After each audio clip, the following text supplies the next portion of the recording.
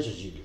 Boa noite. O jornal Mundo Expressão vem entrevistar, como referi agora, o geógrafo, o Adílio Jacinto, sobre a conjuntura do processo do impeachment. Primeiro, estamos chegando a uma fase crucial da República baseada no presidencialismo que historicamente é oligárquico na nossa sociedade. Eu queria perguntar para você como se iniciou-se as oligarquias brasileiras e quais são as dificuldades que houve nesse todo o processo do impeachment no Brasil. Há três modelos de oligarquia no Brasil. A oligarquia tradicional, que é aquela que veio com 1500, quando foi feita a Sesmaria, onde foi loteado o país, onde foi colocado indivíduos que se tornaram coronéis. Que se a riqueza foi feita pela doação da coroa. E o outro, a oligarquia industrial, quando se formou no processo de Getúlio Vargas, onde Getúlio Vargas acrescentou a oligarquia industrial. Inclusive, houve até algumas políticas, café com leite, etc, que era contrário à oligarquia tradicional. E junto com Getúlio Vargas também nasceu a oligarquia sindical. São as três oligarquias. E nós estamos vendo que dentro do sistema presidencialista, essas oligarquias, de tempo em tempo, ela com um projeto, ainda a oligarquia tradicional, com seus indivíduos, ainda age com clientelismo no país ainda, o fisiologismo no país ainda. Você pode citar alguns episódios históricos desse clientelismo que deu bastante acentuamento? O clientelismo mais recente que a gente viu, o fisiologismo, foi do Renan Calheiros, nesse processo de impeachment. Estava sendo conduzido pelo Lewandowski, o juiz emitente, juiz da Corte Suprema.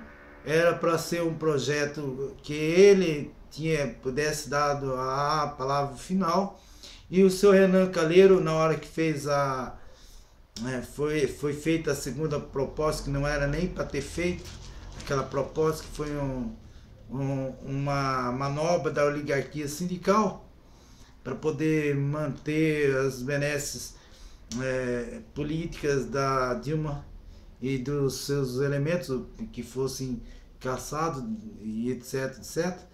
O Renan Calheiros contribuiu com a última palavra, que já tinha acabado os processos e era só a votação, e ele pegou a palavra do presidente, uma afronta ao presidente Lewandowski, que devia conduzir, e nesse processo ele mudou toda a parte de votação, que era praticamente também era consolidado que haveria possibilidade da Dilma ser caçada também em seus bens, como função, exercer uma função, direitos políticos gerais, ficar 8 anos inelegíveis e não participar de nenhuma função pública e nenhum cargo público. E infringiu a Constituição, então? É a cara do coronelismo brasileiro. Ele é o coronelismo tradicional. Então essa é a oligarquia tradicional, que que a maioria, infelizmente, pessoas, a maioria, que são grandes proprietários de terra, mas não são os grandes que vieram depois de 70, não, os que foram lá para fazer grebas, para poder fazer o desenvolvimento agroindustrial, mas aqueles ainda que estavam lá, ainda utilizando do presidencialismo que surgiu com a República. E nesse aí foi o principal. Várias situações onde o clientelismo, o fisiologismo e o coronelismo já estabeleceu no Brasil. Isso já faz parte, fez parte, por isso o presidencialismo é de mão dadas com esse modelo. Você acha, então, que o presidencialismo ele está fadado sempre ter esses tropelos institucionais oligárquicos, na medida que eles podem intervir em qualquer outro processo? O processo do presidencialismo ainda é baseado no modelo romano, lá do período do Império Romano, onde havia um Senado e o César, né, era submetido ao Senado para ser eleito ou não, né? Não era indireto, não tinha democracia, é claro. Não tinha sistema de... Mas a eleição tinha que sair, o Senado tem que dar o aval para o César ser atuado. E a Câmara. Então, surgiu assim, surgiu um sistema híbrido baseado em 3 poderes, e esses 3 poderes, o judiciário, o executivo e o legislativo. Os 3 junto ao poder similar, um querendo coabitar conjuntivamente e com solidariedade. Na verdade, não existe essa forma de governo e não deu certo. Quando foi elaborado por Montesquieu, já foi implantado no Brasil. Nos Estados Unidos não foi implantado esse modelo. Em outros países também, alguns implantaram esse modelo, mas a Câmara a Câmara, que pessoas fazem a lei, precisa do aval, às vezes, do Senado, que é mais velho, o senador, etc. Um senador como José Sarney, que é por exemplo, o Randolfo lá, que é da Rede, que fez a desvinculação fazendo a desvinculação da proposta da emenda constitucional, que já era constitucional, ele que fez o desmembramento para ser votado em separado. Ele foi eleito com 400 mil votos. Então, a pessoa que é filhote, diz que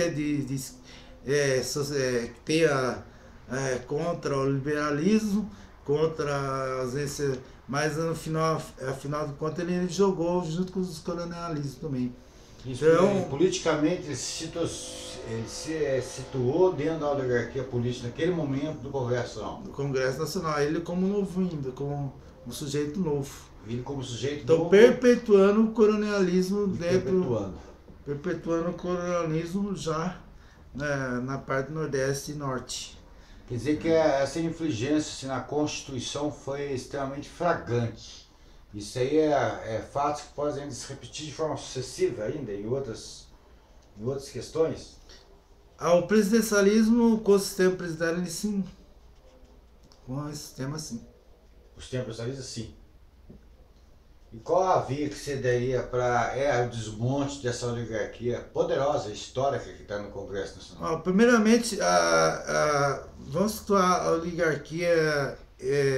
Todas as oligarquias dependem do Estado.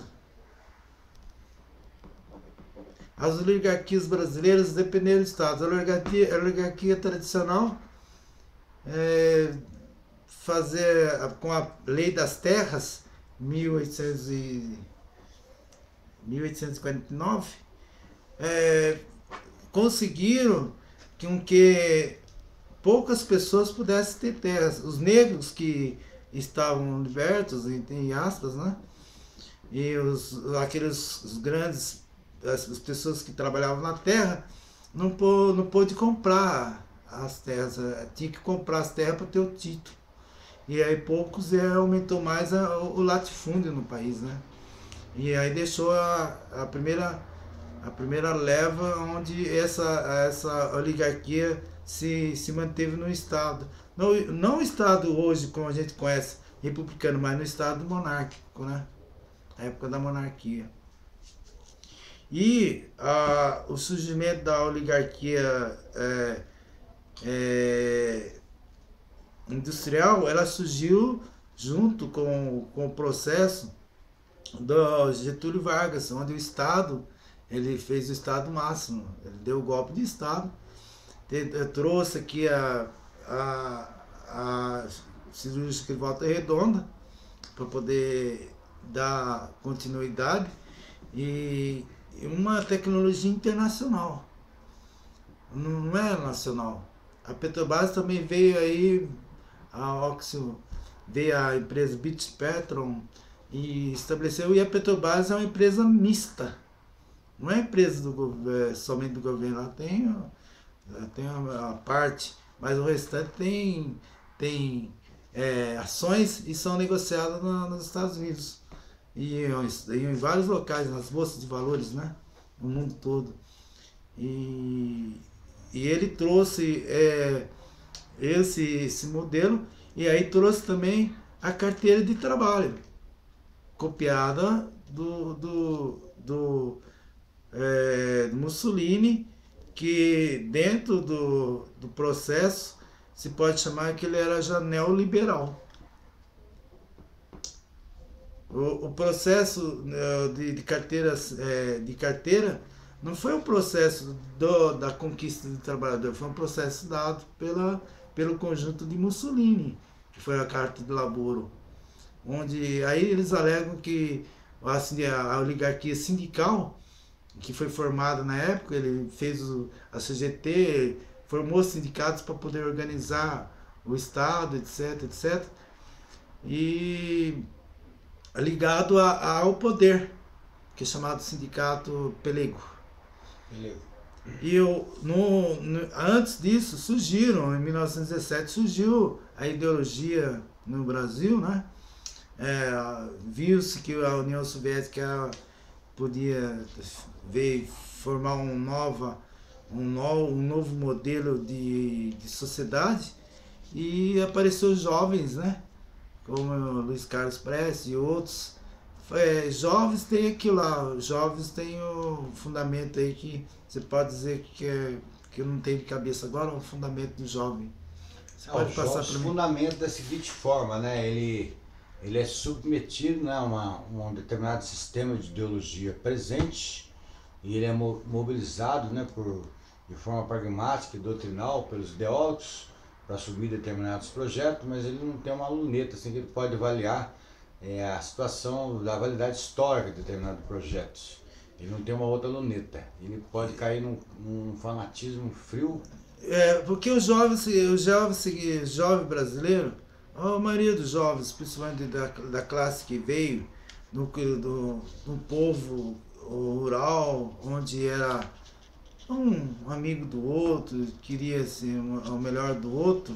A urbanização brasileira a partir de 70, que houve aumento da urbanização e a formação, veja bem, a formação do Estado é estritamente ligado com empresas internacionais. Dentro do Getúlio Vargas, os Estados Unidos trouxe empresa internacional. A nossa e aí vem essa oligarquia sindical falando que deve se proteger a empresa nacional. Não, nós já temos de fundo uma industrialização que veio de fora, ou seja, ela é internacionalizada. Ela é internacionalizada. E quanto mais, e nos períodos que mais internacionalizou a industrialização, mais houve emprego no país. Foi na época do Getúlio Vargas, foi o Juscelino Kubitschek que abriu, contou para todas, uma boa parte de algumas empresas, e o governo militar também abriu, e depois veio o processo que não dava mais, que houve a ruptura de um padrão, onde o mundo começou a pensar mais no país e não na internacionalização da produção. E o jovem, como ele é altruísta por natureza, não havia, o país era jovem, falando que 70, um jovem que participava da igreja, a igreja católica era predominante no país, tinha as quermesses, então tinha uma certa ligação espiritual, uma ligação. E de repente, a partir de 79, começa a aparecer professores e com a anistia, com a anistia, professores e outros que saem aqui foram exclusos na época do governo militar, que faziam guerrilhas num pleno desenvolvimento brasileiro. Que cabeça que os caras tinham? Falta de senso. Pegar o José Dirceu, o Zé Genuíno, levar lá pro Pico da Bandeira, querer fazer uma revolução maoísta no país. PCdoB. Então, pegar o jovem, pegar daqui da Serra do Caparaó, levar, tentar seduzir com as palavras, que nem e para levar o camponês para fazer uma luta, para transformar. O Júlio Prestes também fez a coluna Prestes. Luiz Carlos Prestes fez a coluna Prestes, fazendo lá o movimento tridentista, jovem ainda, no período jovem, fazendo essa ideologia. Então o jovem, como ele é altruísta, ele tenta buscar uma melhoria para todos. Hoje já não se vê muito isso por causa da modernização brasileira. Hoje os jovens estão mais pro self, não está mais pro egoísmo do que o altruísmo. Então, mais para o individual. Mais para o individual. Então, cresceu. Hoje a gente vê uma sociedade onde o jovem, ele se perde. Se ele não tiver uma família estruturada, ele se perde nos grupos. Se não tiver o grupo secundário, que é um bom grupo secundário, ele se perde no mundo da droga. E na época de 80, 70 não, os jovens se lançaram nos velhacos eu vou falar velhacos mesmo, da oligarquia sindical. E eles foram doutrinados? Doutrinados, fizeram inocentes úteis. Eles queriam um Brasil melhor, claro, mas alguns ainda se tornaram, estão nesse fanatismo ainda. Então, durante esse período, que é uma causa seguinte, para se ter um projeto de poder, que no presidencialismo é projeto de poder. No parlamentarismo é projeto de governo. Essa é a diferença. Como eu vou poder fazer buscar um foco onde eu possa dar educação, primeira qualidade. Como é que eu posso fazer X de fato com um plano de governo e não com caciques? Formar uma liderança onde possa buscar o poder. Essa é a diferença. O poder é para o presidencialismo, enquanto os planos são para o parlamentarismo.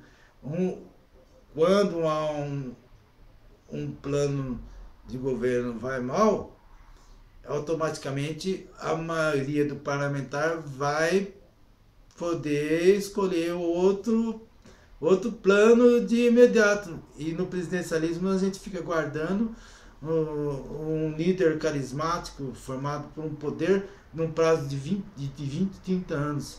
Se lança um projeto e colhe fruto depois de 20 anos ou 30 anos, a média de 20 a 30 anos. O PT começou em 80. Com um projeto político. 82. Aí chegou em 2003, que ele concretizou o projeto de poder. Não projeto de transformação, que era o pano de fundo, que era a utopia do socialismo, que criou nos jovens de 80 essa esperança que hoje já era. Então foi hoje sepultada. Já está sendo sepultada. Essa oligarquia sindical, ela está sendo sepultada. Quer dizer, então, que dentro do presidencialismo segue-se um processo de projeto para o poder, que caracteriza o parlamento, que é o parlamentarismo seria um projeto para planos e focos de planos desenvolvimento. e focos de desenvolvimento. Se não houver as ações e atos do executivo, que é o primeiro-ministro, junto com junto com o parlamento, ele vai fazer o plano em que o parlamento vai testemunhar, vai cobrar. O parlamento cobra o projeto. Cobra o projeto e não coloca leis. No presidencialismo, para passar uma lei, nós vemos aí que tem que ir para a lei do impeachment. Demorou quantos meses? Ele demorou um tempo considerável, ele demorou quase 100 e poucos dias. No parlamentarismo, quando um plano o projeto de plano já não dá certo, ele já automaticamente os parlamentares se unem a maioria e tiram o primeiro-ministro. Não está dando certo o plano para o povo. É mais para o povo. E já no presidencialismo, é jamais para a oligarquia. Foi sempre para a oligarquia no país. O presidencialismo leva ao clientelismo, ao fisiologia, você podia ser reportar esse aspecto, porque qual é o momento exato que surge a promiscuidade de presidencialismo, né? Desculpa a terminologia, mas é isso que acontece, a repartição de cargos, do clientelismo, fisiologismo, das estatais, tudo. Espera um momentinho, eu vou dar uma atendida e já volto. Existem sim pessoas que tem dentro do Congresso que tem a mentalidade parlamentarista. Só falta amadurecer, né? Esse processo para poder ter avante o sistema. Porque o problema brasileiro é estrutural, dentro da estrutura baseada no presidencialismo. No parlamentarismo seria um novo modelo que pudesse melhorar o país, para acabar com essa discussão. Manda para o Senado, manda para o deputado, vai para a comissão especial, então o projeto fica ali, lançado ali, fica aquele negócio. São projetos, e no parlamentarismo são planos, onde vai ter as jogadas, os parlamentares vão participar continuadamente do processo de elaboração do projeto. Se não está casado bem com o bem-estar do povo brasileiro, automaticamente, nesse interim, então, o presidencialismo ele já está dando sinais de fim. Mais ou menos 7 anos ainda, provavelmente nós vamos ter esse sistema de presidencialismo ainda. Porque o Temer, que é do sindicalismo, da oligarquia industrial, ele não tem um projeto ainda para o Brasil. Está procurando, mas são 2 anos. Virá o próximo, e ainda como no sistema presidencialismo, talvez o povo, agora que nós estamos tentando salientar que o parlamentarismo é a opção para o país, e em geral nós temos sempre tivemos um presidencialismo onde é um projeto de poder e são colocadas pessoas nas estruturas sociais que não tem uma bagagem, e há muita corrupção. Veja bem, num sistema parlamentarismo, vou colocar o sistema parlamentarista japonês, o próprio primeiro-ministro se enforcou quando houve um processo de corrupção, etc., ética. Então, no presidencialismo, a falta de ética dentro do processo e essa tramitação dos 3 poderes, um querendo ser julgador do outro e buscando... falaram que eu vi na noticiário que eles vão começar a dificultar ações do Temer fazendo tranca-pauta. O que é tranca-pauta? É buscar e analisar, leva lá para verificar, fica 10 dias com ele, e isso vai demorando de 6 a 9 meses de um período. Então eles vão, e na hora de fazer o debate lá, eles começam a pedir palavra de ordem, e toda hora pedindo a palavra de ordem para poder fazer uma coerção parlamentar que é de minoria, não da maioria para o povo brasileiro. Uma das características do presidencialismo é a fatia do poder, ou seja, nenhum projeto do governo a nível de sustentação passa se não for abrido acordo, especialmente nas empresas, especialmente do governo, das indicações. Isso é que faz suscitar altas corrupções pelo fato que não tem um critério profissional, são as características do presidencialismo. Já no parlamentarismo, já mudava um pouco essa face, né? Ele fatia, para ter os votos necessários, o executivo ele fatia para os partidos, são 30 e poucos partidos para ter, no Brasil são 30 e poucos partidos, então ele busca uma maioria onde não tem um plano. O próprio PT entrou com um projeto de poder e ele não tinha um plano para o Brasil, ele simplesmente queria o poder para poder colocar o que a gente viu aí, as altas corrupções que teve dentro do Petrobras, que a gente viu o enriquecimento ilícito de várias pessoas. Isso agregado à oligarquia industrial brasileira, que não gosta de competitividade. Não gosta de competitividade. Quer dizer que você acha que no espaço tão razoável de uma determinada fase, depois de um amplo debate na sociedade com uma reforma política no futuro, possa ser introduzido o parlamentarismo, mas até lá não vão ter que aguentar as chagas ainda funestas dessa oligarquia política. Exato, 7 está anos. instalado no Congresso Nacional. 7 anos, nós não vamos sair da crise. Essa crise brasileira, houve agora a negociação do Estado poder pagar 20 anos, tal. Agora vamos ver a seguridade. Um senhor que trabalha na carteira, um senhor que tem 60, que trabalha, tem 30 anos de contribuição, o país está envelhecendo e acham que só a contribuição do salário vai manter o sistema de segurança.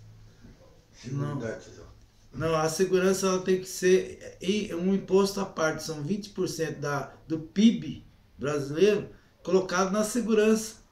Não, ele pode ter, justamente na hora que ele quer, ele não vai, geralmente uma pessoa que ganha um salário, que vai se aposentar ganhando um salário menor, ele vai procurar outro emprego, ele vai buscar outro emprego. E por que não diminuir esses obstáculos? Por que não fazer uma nova consolidação de leis de trabalho onde o empresário pode estar mais livremente dentro do liberalismo? Que o Brasil nunca teve o liberalismo, é isso que teve. Não teve o liberalismo e um presidencialismo e não teve um parlamentarismo.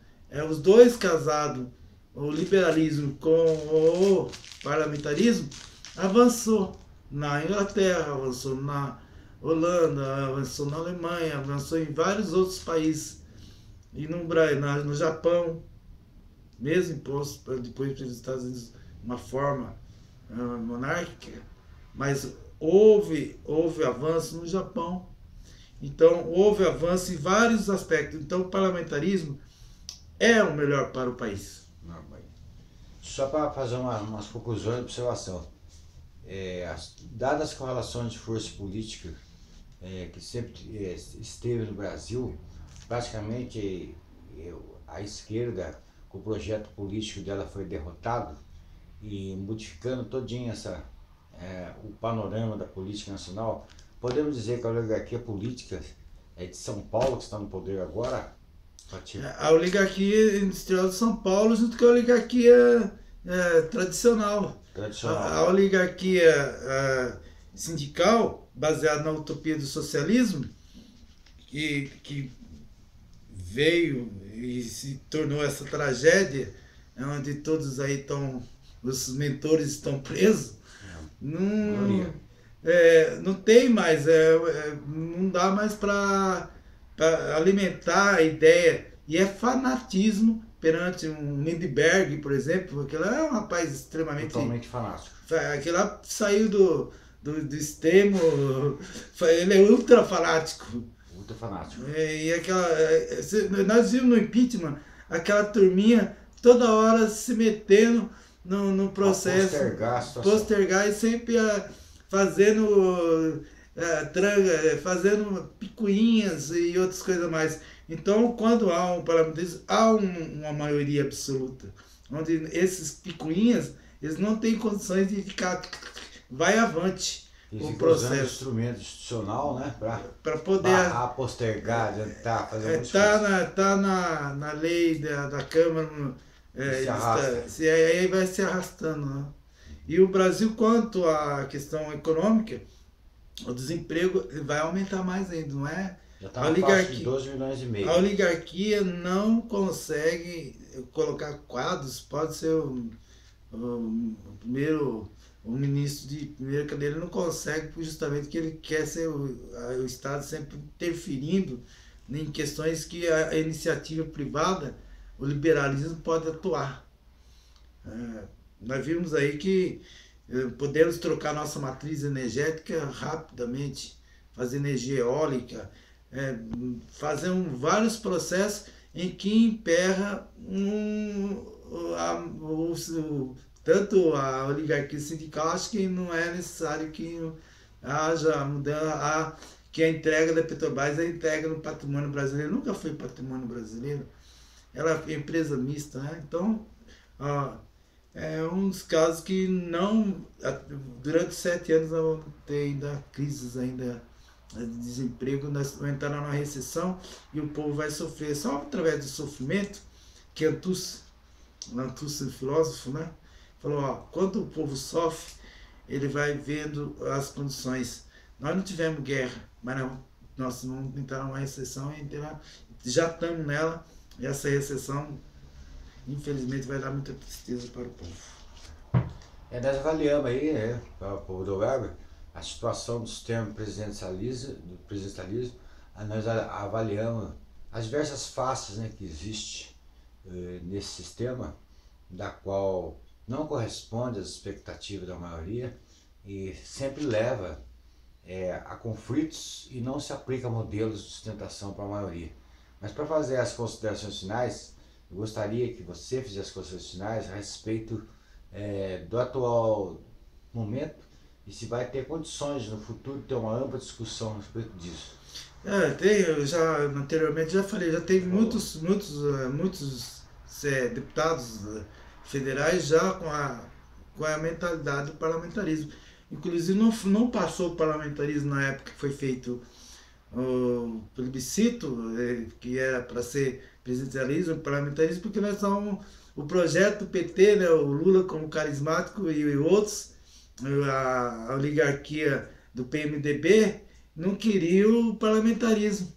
As 3 oligarquias não queriam o parlamentarismo. As 3 queriam se beneficiar do sistema. Queriam se beneficiar como se beneficiaram longamente do sistema republicano presidencialista. Nós precisamos do sistema republicano parlamentarista, onde o judiciário não fique no joguete, mas sim um judiciário ativo, onde ele possa, causas normais, não ficar julgando o presidente, julgando isso, porque que eles não são eleitos. Não são eleitos, são nomeados. São indicados pelo presidente. Indicados. E outros, o Senado, para que Senado? Um custo grande para o Senado. O segundo parlamento mais caro do mundo. O Senado, para manter as mesmas decisões da Câmara, ou a verificação, ou mandar leis para a Câmara também ser aprovada, então vice-versa. Então cria uma lentidão do sistema presidencialista brasileiro. Se falar que no parlamentarismo podia elevar o nível do parlamentar, os parlamentares brasileiros, porque esses que estão aí no presidencialismo parlamentares são considerados de péssima qualidade política. Porque eles estão agregados ainda no clientelismo, no fisiologismo. O parlamentarismo, a necessidade da pessoa ter o pleno conhecimento para ser ético e altruísta. Que nós precisamos de um país de pessoas éticas e altruístas. Não ver o lado só dele, só do benefício do grupo dele, do grupo X, da ideologia X. Né? No caso foi em 30 anos de atraso do Brasil com o PT. 30 anos de atraso. 30 anos, se juntar com os outros de 19 anteriores, foram 99 anos de atraso no sistema republicano baseado no presidencialismo. Certo. É só essa conclusão que você tem ou tem mais a qual acrescentar? Bom, a conclusão é a seguinte, que o brasileiro, quando eu falo assim, eu estou dando uma coceirinha aqui, tá, gente? Desculpe a expressão, eu fico preocupado, que eu tenho costume de coçar o joelho. Mas a parte, tá? Desculpe aí a expressão. E estou levando pro... Porque tem hora que a gente vai vendo assim, a gente comete algum gafe, alguma coisa assim, mas não é uma coisa para se destacar. Mas eu gostaria de agradecer ao povo que está contribuindo com a gente. A gente precisa da contribuição para nosso web, tanto o Jornalista Norte como a gente. Nós precisamos manter as nossas condições orçamentárias. E a gente agradece aquelas pessoas que contribuíram, né? A conta vai estar aí, o número da conta. Nós não temos patrocinadores, não há interesse por parte nossa, porque há perigos de intervenção, a gente pode fazer uma análise em centro dos assuntos. Muito obrigado, hein, pelo esse esclarecimento, e podemos aí já apoiar, porque a gente vai voltar novamente aí com novos assuntos, talvez pertinentes também, ou talvez outros, né? Vendo, porque o que nós fizemos hoje foi tentar fazer uma análise da estrutura estrutural. Fazer análise conjuntural não adianta. Certo. É estrutural. O Brasil, presidencialismo é estrutural. Não deu certo. Não deu certo. Tá? Não está dando certo, não está dando certo, não vai dar certo. É a estrutura que está estabelecida. Tanto é que foi parar tudo no judiciário com a perda do presidente da República. É isso que vamos aí tentar contribuir de uma forma ou outra com novas ideias. É isso que o Jornal Mundo da Expressão tenta passar para vocês. Obrigado, comentarista Adílio. Muito obrigado mesmo. Boa noite. Boa noite.